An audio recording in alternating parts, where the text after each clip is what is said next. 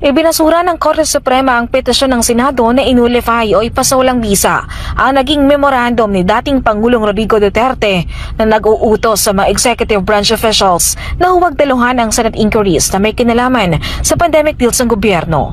Matatandaan na nagkaroon ng pagdinig ang Senate Blue Ribbon Committee noong taong 2021 sa naging budget utilization ng gobyerno kasunod ng Commission on Audit o COA report na umabot daw sa 67 billion pesos ang deficiency sa COVID-19 funds. Ang mga opisyal ng gobyerno hindi na sumipot sa pagdinig kasunod ng memorandum ng Pangulo noong October 4, 2021.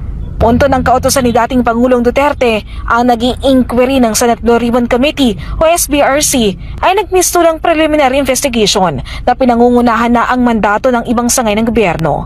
Kasunod naman ito ang pagpasa ng Senado ng resolusyon para sa paghain ng petisyon sa Korte. Pero saad naman ng Korte Suprema, hindi nila nakikitang kailangang resolbahin ng Korte ang petition for certiorari ng Senate Blue Ribbon Committee. Punto ng ESI, mayroong jurisdictional power ang Senado na hindi saklaw o pwedeng saklawin ng Korte Suprema.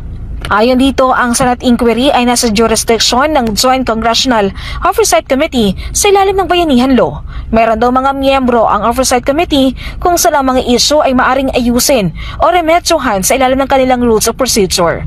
Isa raw sa prerequisite sa paghain ng petition for certiorari ay kung walang mabilis at sapat na remedyo para sa issue. Sa bahagi daw ng SBRC, meron daw itong paraan para resolbahin ang naging naturang memorandum.